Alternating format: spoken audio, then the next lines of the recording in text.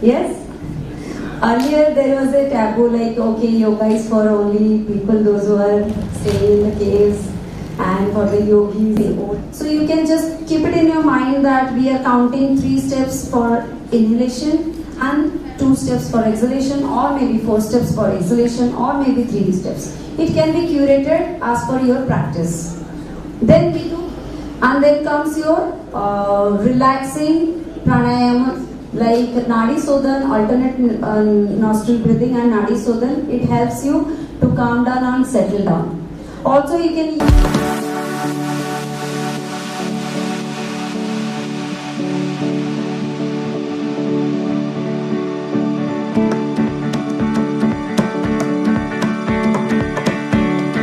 do multiple holistic healing and wellness. So, thank you for inviting me here, Sports Science of India, especially Dr. Sarthak. So today we'll just discuss about, nowadays we all listening about yoga, and everybody is familiar with yoga, right? Yes? Earlier there was a taboo like, okay, yoga is for only people, those who are staying in the caves, and for the yogis, old days, and nowadays it is everywhere. Even the medical science always suggests yoga. Like most of the time it happens like clients comes to me, and they, after the situation comes in a such drastic state that the doctor suggests, okay, at the end you have to do yoga because there is no other much options. And that is how they feel like, okay, mujhe yoga karna chahiye and I should do yoga. So yoga is basically, when we say yoga, so generally we understand yoga asanas. Mostly we are familiar with, but yoga is not just about asana. It includes many steps. Okay, in Ashtanga yoga there is yama, niyama, asana, pranayam, pratyahara, dharana, dhyana, samadhi. So asana and pranayam are the most common practices we are doing, and it has an impact on our physical, physiological and emotional state. So that is why these practices helps in day-to-day life. Asana that we do for the physical practices. Pranayam also has, it is a bridge between the physical and psychological and emotional state. That is why today I am talking about like breath work and pranayam for enhancing sports performance. So it works, as I said, pranayam, it is breathing practices, it is more systematic and very disciplined practice. Whereas breath work is definitely inspired from our ancient pranayam only. It is more quick and we can do it anywhere, everywhere. And it has a quick response on our mental and psychological body. That is why we use the breath work. The techniques are mostly like wherever you are sitting, before approaching any situation we generally face like anxiety, stress and nervousness. In that situation we can use the breath techniques quickly to relieve ourselves. Pranayama is more precise and it is more systematic and disciplined, but the impact is more deeper and long term, definitely. So in pranayam, like this is prana plus ayam. The vital energy, the prana shakti is already within us, and ayam means to regulate it, to control it. So what we mean here to regulate is like we can anytime lengthen, expand, shorten or hold the breath to enhance our capacity and qualities of breathing.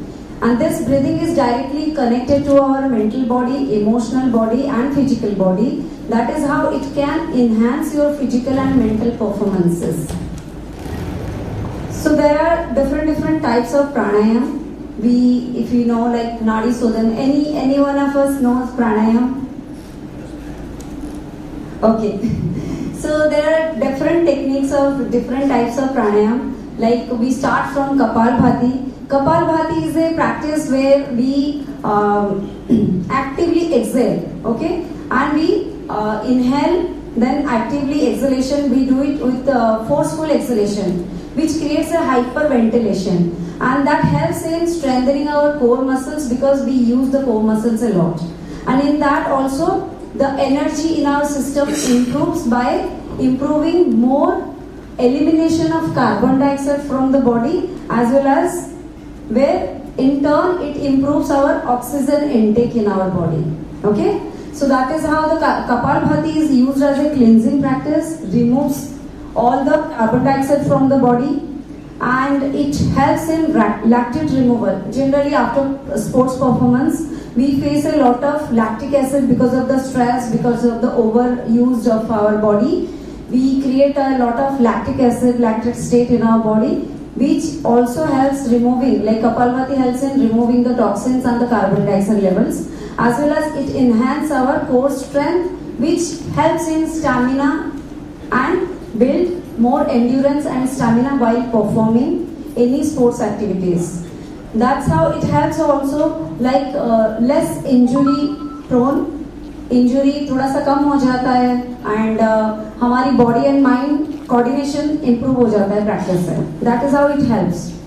Then comes your nadi shodhan pranayama, which is like using the Ida and Pingala nadi. In science, it is like sympathetic and parasympathetic system. Sympathetic system is which is used for more activation, energy, and parasympathetic is more calmness, rest. Okay, it is towards rest and digest. It is more towards flight and fight response. Okay. So when we practice Nadi Sodhan Pranayam, it balances both the system, because we need this two in balance to enhance our performance. If we are overactivated, then also we can sometimes disrupt and get distracted, and we will not have that body and mind coordination properly. And if the parasympathetic system is too active, that means you feel dull, fatigue kind of thing. So we need the balance. When we need to balance our system, we use sympathetic and parasympathetic nervous system, which is Nadi Sodhan, alternate nostril breathing. We inhale and exhale from the other nostril, if you know the practice.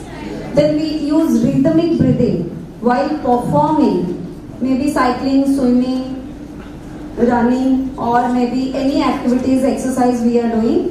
We generally use rhythmic breathing. What is this rhythmic breathing? Rhythmic breathing is like you inhale for 2 counts, you exhale for 2 counts. Suppose you are taking steps ahead. So you are running or moving or swimming. So you can just keep it in your mind that we are counting 3 steps for inhalation and 2 steps for exhalation, or maybe 4 steps for exhalation, or maybe 3 steps. It can be curated as per your practice. Then we do box breathing. Box breathing is like, as the name says, it's like a square box where you use 4 equal counts. Means you inhale 4 counts, then you hold for 4 counts, then you exhale 4 counts, then you hold for 4 counts. Where we use in every technique the Antar Kumbhak, means retention of the breath inside, and Bahir Kumbhak, which is retention of the breath outside of your body. So this helps in fast and quicker oxygen and carbon dioxide exchange, and which is very useful during our sports activities and sports performance.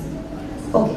Then comes this box breathing also helps you in calming down. At the same time, it improves your alertness.